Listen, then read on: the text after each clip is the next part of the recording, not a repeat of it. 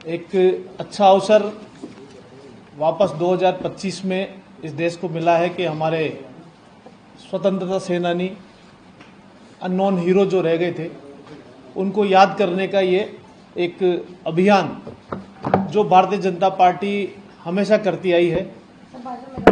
राष्ट्रीय गौरव के, राष्ट्रीय स्वाभिमान के लिए जो लड़ने वाले लोग थे, स्वतंत्रता सेनानी जो लोग थे, जिनके नाम भी कभी जिन्हों के इतिहास में दर्ज नहीं हुए, ऐसे स्वतंत्रता सेनानियों की जीवनियों को उठाकर पूरे देश को बताना कि इस प्रकार के स्वतंत्रता सेनानी भी देश में हुए हैं जो इतिहास में कहीं न कहीं दर्ज नहीं हो पाए। ऐसे ही एक स्वतंत्रता सेनानी जो केवल 25 वर्ष जिए, इस दुनिया में 25 वर्ष रहे और इतना बड़ा काम करके गए। केवल अंग्रेजों से लड़ने का काम नहीं तो धर्म परिवर्तन के खिलाफ ईसाइयों से लड़ने का काम भी किया। अपने जनजाति समुदाय से होने के बाद जनजाति समुदाय में समाज सुधार का जिन्होंने काम किया, ऐसे 25 वर्ष की उम्र में ही अपने क्षेत्र में अपने एक आभा मंडल के जरिए भगवान कहलाने वाले बिरसा मुंडा जी की 150वीं जयंती भारतीय जनता पार्टी पूरे देश भर में मना रही है। और ये जो 1875 में जो 15 नवंबर 1875 में बिरसा मुंडा जी का जन्म हुआ और 1900 में उनका निधन हुआ, ऐसे 25 वर्ष की जो उनकी जीवनी है, किस प्रकार से उन्होंने अपना जीवन इतना श्रेष्ठ कर लिया कि वो एक क्रांतिकारी भी कहलाए। अपने एक रांची जिले में 60 किलोमीटर आगे एक छोटे से गांव में कर्मी माँ के पेट से पैदा होकर उन्होंने जिस प्रकार का कम उम्र में ही उन्होंने जो काम किया, सबसे पहले उन्होंने अपना जो स्कूली शिक्षा जब उन्होंने करी तो आप सब लोगों को भी जानकर आश्चर्य होगा कि स्कूल में जब उनका एडमिशन हुआ तो एक ईसाई स्कूल में एडमिशन हुआ। और ईसाई स्कूल में जिसको कहते हैं निरीह जो लोग होते हैं, जो जनजाति क्षेत्र में रहते हैं, जो जनजाति क्षेत्र से आते हैं, उनको नहीं पता कि सरनेम क्या लिखा है स्कूल में उनके माँ बाप को। तो जो बिरसा मुंडा जाति में पैदा हुए थे तो उनका बिरसा डेविड स्कूल में कर दिया गया। तो डेविड नाम सरनेम इसलिए कर दिया गया। और बहुतायत उस समय में इस प्रकार का होता था कि उस दशक में कि जो स्कूल में जाता था उसको धर्मांतरण करने के लिए उसका सरनेम चेंज कर दिया जाता था। तो बिरसा मुंडा की जगह बिरसा डेविड के नाम पर उनका नामांकन स्कूल में किया गया। वे जब समझते गए तो धर्मांतरण के विरोध में लड़े। जिस प्रकार का कानून राजस्थान सरकार लेकर आई, आज हम सब लोगों को लगता है कि किस प्रकार का कानून है, तो ये बहुत बड़ा कुचक्र हमारे भारत के जो जनजाति थे उनकी अपनी परंपराएं, उनका अपना विश्वास था, उसको लेकर वो चलते आए, सदियों से चलते आए, आदिकाल से चलते आए। उनको धर्मांतरण के जरिए उनको बदल देना और उन परंपराओं को रोक देना, नई परंपराएं जो चर्च की परंपराएं होती उसको शुरू कर देना, उस समय का एक कुचक्र चलता था। उसके सबसे बड़े पुरोधा हुए हैं बिरसा मुंडा और स्वतंत्रता सेनानी हुए बिरसा मुंडा। उनकी जन्मशती पर भारतीय जनता पार्टी पूरे देश भर में और अब राजस्थान में भी अपने कार्य करने जा रही है। राजस्थान सरकार भी और राजस्थान भारतीय जनता पार्टी संगठन भी। तो जो काम हम लोगों ने तय किए हैं और उसका उद्देश्य केवल एकमात्र है कि जो जनजाति इस देश में है वो इस देश के विकास का हिस्सा नहीं है। तो माननीय प्रधानमंत्री जी ने कहा है, हमारे भारत में जो 10-11 करोड़ जनजाति रहते हैं, जो एसटी हैं, वे इस देश के विकास का हिस्सा ही नहीं तो वे आत्मनिर्भर भारत की नींव हैं। जनजाति समुदाय की बात कहीं पर भी आएगी, कोई भी जो जनजाति समुदाय को जानता है, जिन गांव में देखा है जिन्होंने जाकर, तो आपने जो भी गए हुए देखा होगा कि जो जनजाति बहुल गांव होते हैं वो आत्मनिर्भर होते हैं। वहां पर कुछ आयात नहीं किया जाता, वो पहले से आत्मनिर्भर थे। जो हमारे सरकार की संकल्पना है वे इस जनजातीय हमारे बिरसा मुंडा जी की इस जयंती पर हम पूरे सभी विश्वविद्यालयों में टाउन हॉल के माध्यम से युवाओं के बीच में ये विषय लेकर जाने वाले हैं। एक सबसे बड़ा कार्यक्रम टाउन हॉल का हो गया। दूसरा, जो हमारे नेता हैं, हमारे राष्ट्रीय अध्यक्ष माननीय जेपी नड्डा जी ने भारत के सभी कार्यकर्ताओं से आह्वान किया कि एक छोटी सी पुस्तक बिरसा मुंडा के जीवन की जरूर पढ़ें। हमारे बूथ स्तर तक बिरसा मुंडा जी के जीवन को पढ़ें, नीचे बताएं। पॉडकास्ट के माध्यम से हमारे जो नेतागण हैं वो उनके जीवन को और हमारी राजस्थान और केंद्र सरकार की योजनाएं, कौन कौन सी योजनाएं राजस्थान सरकार ने, केंद्र सरकार ने जनजाति विकास के लिए की। आप सब लोगों को पता होगा, जब वोट बैंक की राजनीति चलती है तो अनेकों संगठन छोटे बड़े आकर अपनी अपनी बातें करने लग जाते हैं। लेकिन सबसे बड़ी बात जो आज मुझे बताते हुए हर्ष हो रहा, मुझे गौरव हो रहा है कि इस देश में सबसे पहले जनजातीय मंत्रालय की स्थापना भी भारतीय जनता पार्टी की सरकार ने करी। उसके बाद जनजातीय आयोग का भी गठन भारतीय जनता पार्टी की सरकार ने करा। अगर एकलव्य स्कूल के माध्यम से बात करेंगे तो एकलव्य स्कूल किस प्रकार से उस जनजातीय क्षेत्र के युवाओं को, छात्राओं को अच्छी शिक्षा, क्वालिटी एजुकेशन मिल सकती है, तो ऐसे 450 से ज्यादा एकलव्य मॉडल स्कूल भी भारतीय जनता पार्टी ने स्थापित किए। अटल बिहारी जी की सरकार में प्रधानमंत्री ग्राम सड़क योजना के माध्यम से उन छोटे छोटे सुदूर गांव में सड़कें पहुंची। दीनदयाल उपाध्याय ज्योति योजना के अंतर्गत अगर एक पहाड़ी पर, छोटी पहाड़ी पर एक भी घर है तो वहां पर भी एक बल्ब, एक जो ना विद्युतीकरण, उसका भी, वो भी अटल बिहारी जी की सरकार में हुआ। और जो बजट है, मेरा आप सब लोगों से निवेदन है, 2014 से पहले का जनजातीय विकास मंत्रालय का बजट और 2024 का बजट का आप एक बार, मैं जानकारी नहीं देता हूं, आप कंपेयर करें कि किस प्रकार से सरकार जनजातीय विकास के लिए संवेदनशील है। और ये जो हमारे मान बिंदु है, सब लोगों को लगता होगा बिरसा मुंडा जी की जयंती मना रहे हैं, ये पार्टी का काम है क्या? तो हाँ, ये भारतीय जनता पार्टी का काम है, जिसने इस देश को आजाद कराने के लिए, समाज सुधार के लिए, धर्मांतरण के लिए जो लोग लड़े हैं, वो हमारे लिए नवदेव हैं।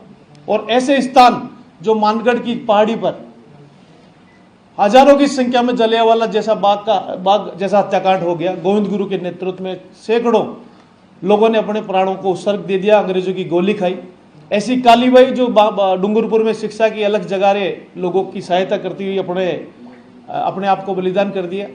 ऐसे राणा पूंजा भील जो महाराणा प्रताप की सेना में लड़े और खुद महाराणा प्रताप ने उनको राणा की उपाधि दी। ऐसे गौरव जो हमारे देश के गौरव को ऊंचा करते हैं, हमारे समाज के गौरव को ऊंचा करते हैं, उनका निश्चित रूप से भारतीय जनता पार्टी अपने समाज में जाकर ये बताएगी कि हमारा देश एक गौरवशाली इतिहास का देश है। जिन लोगों ने आज़ादी के बाद सत्ता में जो लोग आए, जिन लोगों ने इस देश के ठीक इतिहास का अध्ययन इस देश की पीढ़ी को नहीं करने दिया, अब वो मौका है कि जो अननोन हीरोज हैं उनको भी देश के छात्र जाने, देश के नवयुवक जाने, देश का सभी समाज का तबका उनको जाने। उसको लेकर बड़ा जन जागरण अभियान 9 नवंबर से 15 नवंबर के बीच में भारतीय जनता पार्टी संगठन कर रहा है। 1 नवंबर से 15 के बीच में राजस्थान सरकार की बहुत सारी योजनाएं, बहुत सारे कार्यक्रम जो स्कूल से लगाकर विश्वविद्यालय, एकलव्य छात्रावास, एकलव्य स्कूल, उनके जनजातीय छात्रावास के साथ साथ राजस्थान के सभी डिपार्टमेंट्स में, संस्कृति मंत्रालय, शिक्षा मंत्रालय और हमारा TAD जनजातीय विकास मंत्रालय, इस प्रकार से तीनों का बहुत सारे कार्यक्रम उन्होंने भी अनाउंस किए हैं।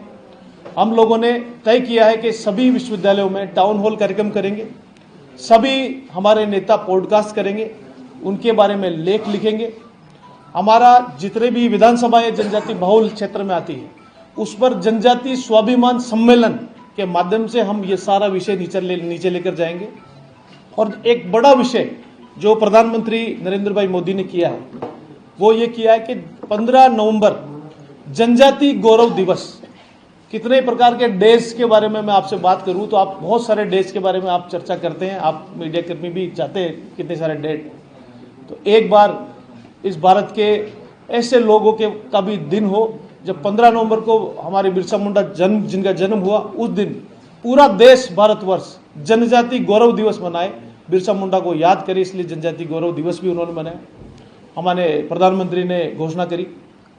और जो भारतीय जनता पार्टी आगे जो काम करने वाली है, उसमें हमारे जो चित्रकला प्रतियोगिता के माध्यम से बिरसा मुंडा जी को उनके विषय को लेकर जाएंगे, सामान्य ज्ञान प्रतियोगिता, निबंध प्रतियोगिता, आशु भाषण प्रतियोगिता, ऐसे छोटे छोटे 9 से 15 तारीख तक के बहुत सारे उपक्रमों के माध्यम से बीजेपी राजस्थान संगठन इस जयंती को मनाएगा। और जन सामान्य तक बिरसा मुंडा कौन थे, हमारे राजस्थान, हमारे देश का गौरव थे, स्वतंत्रता सेनानी थे, हम सब लोगों को पता है।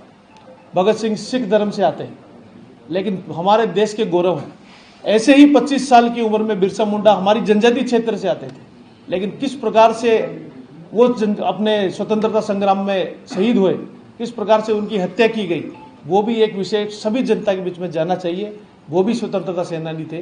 कौन लोग हैं जिन्होंने इनको पढ़ाया नहीं, इनको इतिहास में दर्ज नहीं होने दिया, उनको भी याद करने का और उनको भी ठीक करने का भी विषय है। मैं आप सब लोगों के समक्ष इतनी ही जानकारी रखना चाहता हूँ कि 9 नवंबर से 15 नवंबर भारतीय जनता पार्टी राजस्थान बिरसा मुंडा जयंती को ठीक ढंग से मनाने वाली है। 13, 14, 15 नवंबर राजस्थान के ऐसे जिले जहां पर गोविंदगढ़ का अपना गुरु गोविंद सिंह के जो स्थान है, मानगढ़ धाम का जो वहां पर पैनोरमा बना हुआ है, कितने भी जितने जनजाति के जो राणा पूंजा की जहां पर मूर्ति है, कालीबाई की जहां पर मूर्ति है, ऐसे जो स्मारक हैं उन स्मारकों की स्वच्छता करेंगे। और 13, 14, 15 तारीख 3 दिन लगातार वहां पर अच्छा दीपोत्सव का कार्यक्रम होगा। वहां पर यह पता चलेगा कि बिरसा मुंडा जी की जयंती के दिन के उपलक्ष्य में 15 नवंबर, 14 नवंबर, 13 नवंबर तीनों दिन दीपोत्सव का कार्यक्रम भारतीय जनता पार्टी करने वाली है। इसके माध्यम से एक मैसेज देने वाली है कि हमारे जो नवदेव हैं ऐसे बिरसा मुंडा को याद किया जाना चाहिए और हर वर्ष 15 नवंबर जनजाति गौरव के रूप में हम लोग मनाएंगे। मैं इतनी ही बात आप सब लोगों के समक्ष रखना चाहता हूँ। धन्यवाद। क्या ये अभियान के दौरान आपने कहा कि उनका धर्मांतरण हुआ था, तो कानून की आपकी सरकार होना चाहिए, इसको लेकर मैंने ये जानकारी दी कि हम जब धर्मांतरण की बात करते हैं, उसके कानून की बात करते हैं, तो एक ऐतिहासिक विषय हो गया है ये धर्मांतरण। हम जब बिरसा मुंडा को पढ़ेंगे जानेंगे तो पता चलेगा कि 1875 से पहले से ईसाई धर्म जो प्रचारक थे वो शिक्षा के माध्यम से, चिकित्सा के माध्यम से, छोटी मोटी बात के माध्यम से उन क्षेत्रों में जो आदिवासी क्षेत्र है, सुदूर जनजाति क्षेत्र है, उसमें धर्मांतरण करते आए हैं। मैंने ये जानकारी आपके समक्ष रखी है। अरे मिथिलेश जी, क्योंकि आप बिरसा मुंडा को याद कर रहे हैं, अच्छी बात है।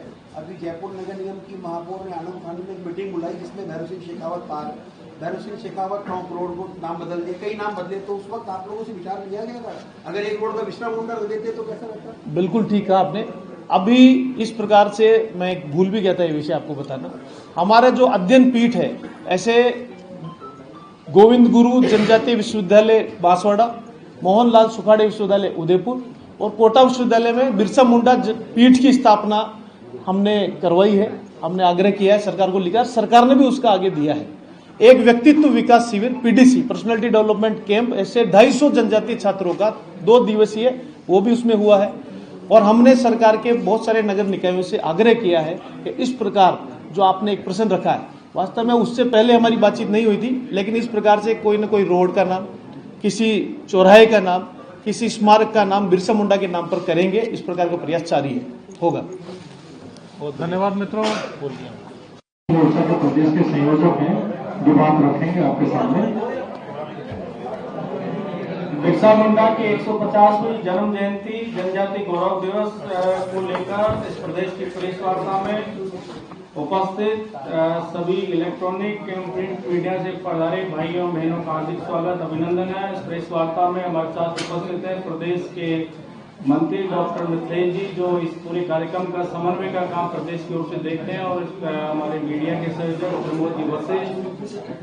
अभी बहुत सारे विषय माननीय मिथिलेश जी ने आपके समक्ष रखे हैं। मैं आपके माध्यम से एक तो आजादी का जो आंदोलन था 1857 से पहले से जो 2 वर्ष का जो कालखंड रहा 1757 से लेकर 1857 की जो क्रांति, उससे पहले का जो 2 साल का जो कालखंड था, इस कालखंड में सबसे ज्यादा ब्रिटिश हुकूमत के खिलाफ किसने विद्रोह किया तो वो जनजाति वर्ग के लोग थे।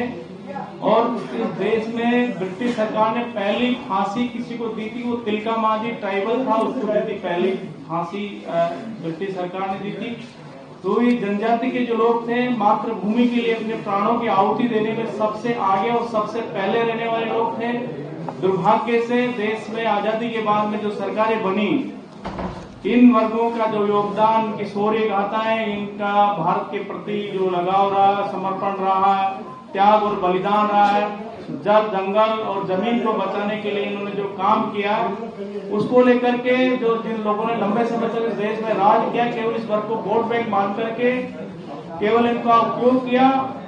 माननीय हमारे भारत तथा अटल बिहारी वाजपेयी की जब सरकार बनी तो सबसे पहले इन वर्गों के कल्याण की बात प्रारंभ होती है, अन्यथा तो इनके लिए विभाग ही नहीं था। पहले गृह विभाग देखा करता था, फिर सामाजिक कल्याण मंत्रालय इस काम को देखा करता था।